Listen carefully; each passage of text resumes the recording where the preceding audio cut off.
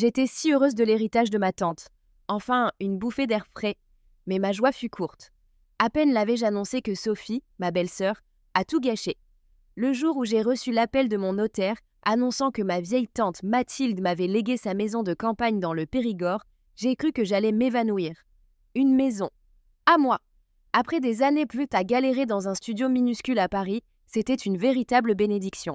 J'ai sauté de joie, j'ai dansé dans mon salon, j'ai même versé quelques larmes de bonheur. Enfin, un peu d'espace, un jardin, le calme. Je me voyais déjà passer mes week-ends à lire sous un pommier et à organiser des barbecues entre amis. Bien sûr, la première personne à qui j'ai annoncé la nouvelle, c'était mon frère, Antoine. On a toujours été proches, malgré nos différences. Il a été ravi pour moi, enfin c'est ce qu'il a dit. Il m'a félicité chaleureusement au téléphone et on a convenu de se retrouver le soir même pour fêter ça autour d'une bonne bouteille. Le soir, je suis arrivée chez Antoine et Sophie, sa femme. Ils habitaient un bel appartement dans le 15e, bien plus grand que mon studio, mais toujours un peu bruyant à mon goût. Sophie m'a accueillie avec un sourire un peu forcé, je dois dire. Elle n'a jamais été ma meilleure amie, mais on s'entendait généralement bien, enfin, je le pensais. On s'est installé dans le salon avec un verre de champagne. Antoine était tout excité, il me posait des questions sur la maison, sur les travaux éventuels, sur mes projets. J'étais en train de lui raconter que le jardin avait l'air immense et que j'avais hâte de m'y mettre quand Sophie a soudain posé son verre avec un petit clac sec. « C'est formidable pour toi, Chloé », a-t-elle dit, avec un ton que je n'arrivais pas bien à déchiffrer. Vraiment, mais il y a quelque chose dont on doit parler. J'ai senti un petit frisson me parcourir le dos. Son ton n'augurait rien de bon. Antoine l'a regardé, un peu surpris. « Quoi donc, ma chérie ?» Sophie a pris une grande inspiration, puis elle a lâché la bombe. « Je suis enceinte. » Un silence a plané dans la pièce. J'ai cligné des yeux, essayant d'assimiler la nouvelle. Antoine a écarquillé les yeux, un sourire immense illuminant son visage. « Sérieusement, Sophie, c'est incroyable !» Il s'est levé et l'a serrée fort dans ses bras. Elle a souri, mais son regard a croisé le mien et j'y ai vu quelque chose. De l'attente, de la revendication. « Oui, on vient de l'apprendre », a continué Sophie, toujours enlaçant Antoine. « C'est tout frais. » J'ai fini par trouver ma voix. « Félicitations à vous deux, c'est une merveilleuse nouvelle. » J'ai essayé de paraître sincère et je l'étais, en partie. Un bébé, c'est toujours une bonne nouvelle. Mais je ne pouvais pas m'empêcher de sentir une pointe d'amertume. Mon bonheur venait d'être un peu éclipsé. On a continué à parler de la grossesse, des projets, des prénoms possibles. J'essayais de me montrer enthousiaste, mais au fond de moi, je sentais que quelque chose clochait. Sophie me lançait des regards étranges de temps en temps, comme si elle attendait quelque chose de moi. Après le dîner, alors qu'on prenait le café, Sophie a pris une autre grande inspiration. « Chloé », a-t-elle dit, en me fixant droit dans les yeux. « Maintenant que je suis enceinte, il va falloir qu'on s'organise. » « Organiser quoi ?» ai-je demandé, un peu sur la défensive. « Eh bien, l'appartement est un peu petit pour un bébé, tu ne trouves pas ?» a-t-elle répondu avec un petit sourire mielleux. J'ai froncé les sourcils. « Oui, c'est sûr, mais qu'est-ce que ça change pour moi ?» Sophie a échangé un regard avec Antoine, qui avait l'air un peu mal à l'aise. « Ce qui change, c'est que... on aurait besoin de ta chambre, Chloé. » J'ai cru mal entendre. « De ma chambre ? Mais je vis ici depuis que j'ai terminé mes études. »« Oui, je sais, » a dit Sophie, d'un ton presque détaché. « Mais maintenant, avec le bébé qui arrive, on a besoin de plus d'espace. Et ta chambre est la plus grande. On pourrait y installer la chambre du bébé. » J'étais sidérée. Et moi, je suis censée aller où ? Eh bien, Sophie a haussé les épaules, comme si c'était la chose la plus naturelle du monde. « Tu as ta maison maintenant, non ? Tu peux aller vivre là-bas. » La colère a commencé à monter en moi. « Attends une minute, je viens d'hériter de cette maison. Je n'ai même pas encore eu le temps d'y aller. Et tu veux déjà que je quitte l'appartement où je vis depuis des années pour que vous puissiez avoir plus de place ? Chloé, ne sois pas égoïste, » a dit Antoine en intervenant pour la première fois. « Sophie est enceinte, on a besoin de penser au bébé. Et moi, vous pensez à moi ?» ai-je rétorqué, la voix tremblante. « J'ai enfin une opportunité d'avoir un peu de confort et d'indépendance, et vous voulez déjà me la voler ? » « On ne te vole rien, » a insisté Sophie. « On a juste besoin de cette chambre. Tu as une maison, c'est parfait. »« Ce n'est pas parfait pour moi, » ai-je crié, me levant brusquement. « J'aime cet appartement, j'ai mes habitudes ici, mes amis, mon travail à proximité, Votre bébé n'est même pas encore né. Chloé, calme-toi, a dit Antoine en essayant de me retenir. Non, je ne me calme pas. Ai-je hurlé, les larmes aux yeux. Vous êtes incroyable. Vous pensez vraiment que je vais accepter ça sans rien dire? Sophie a croisé les bras, sur sa poitrine, un sourire narquois sur les lèvres. Qu'est-ce que tu comptes faire, Chloé? Nous mettre à la porte? Non, mais je ne vais certainement pas me laisser faire, ai-je répondu, le cœur battant la chamade. Cet appartement, il est à nous deux, Antoine. Tu as oublié? Un éclair de panique a traversé le visage d'Antoine. Oui, je sais, mais rien, ai-je coupé. Je ne vais pas déménager pour vous faire plaisir. Trouvez une autre solution. La tension dans la pièce était palpable. Sophie me regardait avec un mélange de colère et de mépris. Antoine, lui, semblait pris entre deux feux, ne sachant pas quoi dire ni quoi faire. Très bien, a fini par dire Sophie, d'un ton glacial. Si c'est comme ça, on verra bien. Elle s'est levée et a quitté le salon, claquant la porte derrière elle. Antoine m'a regardé, l'air désolé. Chloé, je suis désolée. Elle est un peu stressée avec la grossesse. Un peu stressée, ai-je répété, incrédule. Antoine, elle m'a carrément demandé de quitter l'appartement. Et toi, tu la laisses faire? Il a soupiré. Je ne sais pas quoi dire. On a vraiment besoin de plus de place. Alors cherchez un appartement plus grand, ai-je suggéré, exaspéré. Ne comptez pas sur moi pour régler vos problèmes de logement. Je suis rentrée chez moi ce soir-là, le cœur lourd et l'esprit confus. J'étais tellement heureuse à l'idée de cette maison, et voilà que ma propre famille gâchait tout. Je n'arrivais pas à croire l'égoïsme de Sophie et la passivité d'Antoine. Comment pouvait-il penser que j'allais accepter de me faire mettre à la porte comme ça? Les jours suivants ont été tendus. Sophie ne m'adressait plus la parole et Antoine essayait de jouer les médiateurs, sans grand succès. Il me répétait sans cesse qu'il fallait que je comprenne leur situation, que c'était important pour le bébé, etc. Mais personne ne semblait se soucier de ma situation à moi. Un après-midi, alors que j'étais en train de regarder des photos de la maison de ma tante sur mon ordinateur, une idée m'a traversé l'esprit. Et si je n'avais pas à choisir? Et si je pouvais garder l'appartement et profiter de ma maison de campagne en même temps? Après tout, ce n'était pas comme si j'allais vivre à la campagne à l'année. Je pouvais très bien garder mon travail à Paris et aller me ressourcer dans le Périgord de temps en temps. Cette idée m'a redonné un peu d'espoir. Peut-être que tout n'était pas perdu. J'ai décidé d'en parler à Antoine. Je l'ai appelé et on a convenu de se retrouver dans un café. Quand il est arrivé, il avait l'air fatigué et préoccupé. « Sophie n'arrête pas de me parler de ça », a-t-il dit, en s'asseyant. « Elle est vraiment persuadée que tu vas déménager. » Eh bien, elle se trompe, ai-je répondu, d'un ton ferme. « Je ne vais pas quitter l'appartement, mais j'ai une autre idée. » Je lui ai expliqué mon plan. Garder l'appartement comme pied-à-terre à Paris et aller dans la maison de campagne quand j'en aurai envie. Il m'a écouté attentivement, puis il a soupiré. « Je ne sais pas, Chloé, » a-t-il dit. « Sophie ne va pas être contente. » « Et moi, je suis contente de la situation actuelle, » ai-je rétorqué. « Elle doit comprendre que je ne vais pas me laisser dicter ma vie comme ça. » On a discuté pendant un moment, et finalement, Antoine a semblé un peu plus ouvert à mon idée.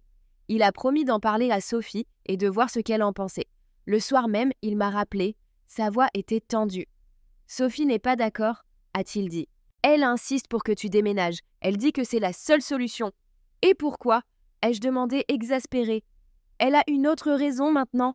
Elle dit que elle a besoin de se sentir chez elle, vraiment chez elle.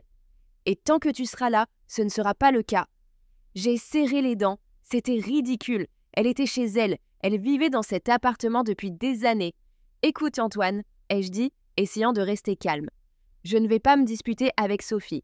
Mais je ne vais pas non plus me laisser faire. Cet appartement, c'est aussi chez moi. Et je ne partirai pas. » Il a soupiré, visiblement dépassé. « Je ne sais plus quoi faire, Chloé. Je suis prise entre deux feux. »« Alors choisis ton camp, » ai-je répondu, sèchement. « Soit tu soutiens ta femme, soit tu soutiens ta sœur.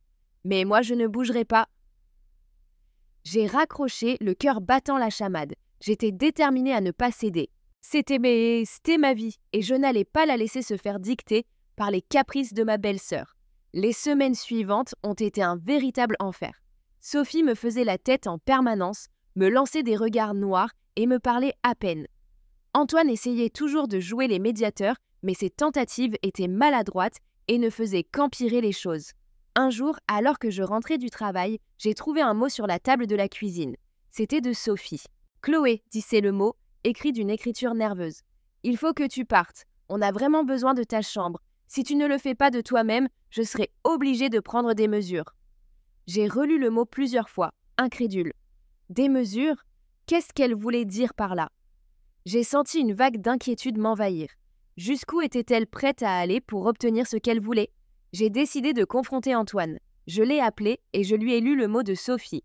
Il a paru surpris et mal à l'aise. « Je ne sais pas ce qu'elle a en tête, » a-t-il dit. « Je vais lui parler. » Mais les jours ont passé et rien n'a changé. Sophie continuait à me faire sentir indésirable dans mon propre appartement. L'atmosphère était devenue tellement pesante que j'avais de plus en plus de mal à supporter de rentrer chez moi le soir. Un soir, alors que j'étais assise seule dans ma chambre, essayant de lire, j'ai entendu du bruit dans le salon. J'ai tendu l'oreille. C'était Sophie et Antoine qui parlaient et leur ton semblait assez vif. Je me suis levée et j'ai discrètement ouvert la porte de ma chambre pour écouter. « Je te dis qu'il faut qu'elle parte », disait Sophie, la voix pleine de colère. « Je ne peux plus supporter de la voir tous les jours. Elle nous met des bâtons dans les roues. » « Mais Sophie, elle a le droit de vivre ici, » a répondu Antoine d'une voix plus douce. « C'est aussi son appartement. Elle a une maison maintenant. » « Qu'est-ce qu'elle attend pour y aller ?» a insisté Sophie. « Elle fait exprès de rester pour nous embêter. »« Ce n'est pas vrai, » a dit Antoine. « Elle a son travail ici, ses amis. »« Elle n'a qu'à tout quitter !» a crié Sophie. « Nous, on a besoin de cette chambre pour le bébé. Tu ne comprends pas ça ?» J'ai senti mon sang bouillir. Comment pouvait-elle être aussi égoïste et insensible? « Et si elle ne veut pas partir ?» a demandé Antoine, d'une voix hésitante. « Alors, on la forcera. » y a répondu Sophie d'un ton catégorique. J'ai refermé la porte de ma chambre, le cœur battant la chamade. Je n'en croyais pas mes oreilles. Elle voulait me forcer à partir. Comment allait-elle faire ça? J'ai passé une nuit blanche, incapable de dormir. J'étais à la fois en colère et effrayée. Je savais que je ne pouvais pas laisser les choses en rester là. Je devais faire quelque chose. Le lendemain matin, j'ai pris une décision. J'allais aller voir un avocat. Il était temps de prendre les choses en main et de me défendre. J'ai pris un rendez-vous pour l'après-midi même. L'avocat m'a écouté attentivement, puis il m'a expliqué mes droits. Il m'a confirmé que j'étais effectivement copropriétaire de l'appartement et que Sophie n'avait aucun droit de m'obliger à partir. Il m'a conseillé de lui envoyer une lettre recommandée pour lui rappeler la situation et lui demander de cesser ses tentatives d'intimidation. Je me suis sentie un peu plus rassurée après avoir parlé à l'avocat. J'ai suivi ses conseils et j'ai envoyé la lettre à Sophie. J'espérais que ça la calmerait et qu'elle comprendrait qu'elle ne pouvait pas me traiter comme ça. Mais les jours ont passé et la situation n'a fait qu'empirer. Sophie continuait à me rendre la vie impossible. Elle laissait traîner ses affaires partout, faisait du bruit exprès et me lançait des remarques désobligeantes à la moindre occasion. Un soir, alors que j'étais en train de préparer le dîner, elle est entrée dans la cuisine et a commencé à me critiquer sur ma façon de cuisiner. J'ai essayé de rester calme, mais j'ai fini par craquer. « Écoute, votre Sophie, » ai-je dit, la voix tremblante de colère. « Ça suffit, je ne vais plus te laisser me traiter comme ça. Cet appartement est aussi à moi, et j'ai le droit d'y vivre en paix. Si tu n'es pas contente, c'est ton problème, mais arrête de me harceler. » Sophie m'a regardée avec un sourire méprisant. « Tu crois vraiment que tu peux me donner des ordres dans mon propre appartement ? C'est aussi mon appartement, » ai-je crié. « Pour combien de temps encore ?» a-t-elle rétorqué avec un regard plein de sous-entendus. J'ai senti un mauvais pressentiment. Qu'est-ce qu'elle tramait encore? Quelques jours plus tard, alors que j'étais au travail, j'ai reçu un appel d'Antoine. Sa voix était paniquée. « Chloé, il faut que tu viennes tout de suite, » a-t-il dit. « Il y a un problème avec l'appartement. »« Quel problème ?» ai-je demandé, le cœur battant la chamade. « Sophie, elle a changé la serrure de ta chambre. » J'ai senti un choc me parcourir le corps. Elle avait fait ça, elle m'avait enfermée dehors. « Je suis en route, » ai-je dit, la voix serrée. Je suis arrivée à l'appartement en trombe. Antoine m'attendait devant la porte, l'air désolé. « Je suis tellement désolée, Chloé, » a-t-il dit. J'ai essayé de l'en empêcher, mais elle n'a rien voulu entendre. J'ai regardé la porte de ma chambre, le cœur lourd de colère et de tristesse. Elle avait vraiment franchi la ligne. « C'est la guerre alors, » ai-je dit, d'une voix froide et déterminée. « Très bien, elle va voir de quoi je suis capable. » J'ai sorti mon téléphone et j'ai appelé mon avocat. Je lui ai expliqué la situation. Il était furieux et m'a dit qu'il allait immédiatement envoyer une mise en demeure à Sophie. En attendant, Antoine m'a proposé de dormir sur le canapé du salon. Je n'avais pas vraiment le choix. J'étais enfermée dehors, dans mon propre appartement. Le lendemain matin, l'atmosphère était électrique. Sophie faisait comme si de rien n'était, mais je sentais son regard froid et provocateur posé sur moi à chaque instant. Antoine, lui, était visiblement mal à l'aise et évitait mon regard. Quelques jours plus tard, j'ai reçu un appel de mon avocat. Il m'a dit que Sophie avait répondu à la mise en demeure, niant toute tentative d'intimidation et affirmant qu'elle avait simplement besoin d'espace pour son bébé. J'ai explosé de rage. Elle se moquait de moi, elle me volait ma chambre, mon intimité, et elle osait prétendre qu'elle était la victime. Il faut qu'on passe à la vitesse supérieure, ai-je dit à mon avocat. Je ne peux plus supporter cette situation. Il m'a conseillé de porter plainte pour violation de domicile. C'était une décision difficile à prendre car cela signifiait une escalade du conflit avec ma famille. Mais je sentais que je n'avais plus le choix. Le jour où j'ai déposé plainte, je me sentais à la fois nerveuse et déterminée. Je savais que Sophie allait être furieuse, mais j'étais prête à affronter sa colère. Quelques jours plus tard, la police s'est présentée à l'appartement. Ils ont interrogé Sophie et Antoine, puis ils m'ont demandé de leur montrer mes papiers, prouvant que j'étais copropriétaire. Après avoir vérifié les documents, ils ont ordonné à Sophie de me rendre les clés de ma chambre. Sophie était livide. Elle m'a jeté les clés à la figure en me lançant un regard noir. « Tu vas le regretter, Chloé », a-t-elle sifflé. J'ai ignoré sa menace et j'ai récupéré mes clés. J'ai enfin pu rentrer dans ma chambre. Mais l'ambiance dans l'appartement était devenue insupportable. La guerre était déclarée. Les semaines suivantes ont été un cauchemar. Sophie me faisait la vie dure de toutes les manières possibles. Elle invitait ses amis sans prévenir et faisait la fête tard dans la nuit, m'empêchant de dormir. Elle utilisait mes affaires sans ma permission et les laissait traîner partout. Elle me laissait des messages insultants sur le frigo. Antoine, lui, était complètement dépassé. Il essayait de calmer le jeu, mais ses tentatives étaient vaines. Il était clair qu'il avait choisi son camp, celui de sa femme. Un soir, alors que j'étais en train de travailler sur mon ordinateur dans ma chambre, j'ai entendu du bruit dans le salon. J'ai tendu l'oreille. C'était Sophie qui parlait au téléphone et sa conversation a attiré mon attention. « Oui, c'est bon, il est presque prêt », disait-elle d'une voix excitée. « Dès qu'elle aura signé, on pourra enfin avoir la chambre du bébé. » J'ai froncé les sourcils. De quoi parlait-elle? Signer quoi? J'ai discrètement ouvert la porte de ma chambre pour écouter la suite de la conversation. « Oui, je sais que c'est un peu précipité », a continué Sophie. « Mais je ne peux plus attendre, il faut qu'elle parte. » Un frisson m'a parcouru le dos. J'ai compris de quoi elle parlait. Elle essayait de me faire signer quelque chose. Mais quoi? J'ai attendu qu'elle termine son appel, puis je suis sortie de ma chambre et je l'ai confrontée. « Sophie, de quoi tu parlais au téléphone ?» ai-je demandé, la voix tremblante de colère. « Qu'est-ce que tu essaies de me faire signer ?» Sophie a paru surprise de me voir. Elle a essayé de dissimuler son téléphone derrière son dos. « De rien qui te concerne », a-t-elle répondu d'un ton sec. « Ne me mens pas », ai-je insisté. « J'ai entendu ta conversation. Tu parlais d'un document à me faire signer. » Sophie a soupiré, visiblement agacée. « Bon, d'accord. On voulait te proposer de racheter ta part de l'appartement. » J'ai écarquillé les yeux. « Racheter ma part? Mais je ne veux pas vendre ma part. » « Mais on a besoin de cet argent pour acheter une plus grande maison, » a expliqué Sophie. « Et puis, tu as ta maison de campagne maintenant. Tu n'as plus besoin de cet appartement. » C'est ma décision de savoir si j'ai besoin de cet appartement ou pas, ai-je rétorqué. Et je ne veux pas vendre ma part. Cet appartement, c'est tout ce qu'il me reste de stable dans ma vie. Mais tu nous mets dans une situation impossible, a crié Sophie. On ne peut pas élever un bébé dans un appartement aussi petit. Alors vous auriez dû y penser avant de faire un enfant, ai-je répondu, la voix pleine de colère. Ne comptez pas sur moi pour régler vos problèmes. La dispute a dégénéré. Sophie et moi nous sommes criés dessus, nous nous sommes insultés. Antoine a essayé d'intervenir, mais il n'a fait qu'empirer les choses. Finalement, j'ai claqué la porte de ma chambre et je me suis enfermée à l'intérieur, les larmes aux yeux. J'étais épuisée de cette guerre constante. Je ne savais plus quoi faire. Le lendemain matin, j'ai pris une décision radicale. J'allais vendre ma part de l'appartement. Je savais que c'était ce que Sophie voulait depuis le début. Mais je ne pouvais plus vivre dans cette atmosphère toxique. Ma santé mentale était plus importante que tout. J'ai appelé mon avocat et je lui ai demandé de préparer les documents nécessaires à la vente de ma part. Il a essayé de me dissuader, me rappelant que j'avais le droit de vivre dans cet appartement.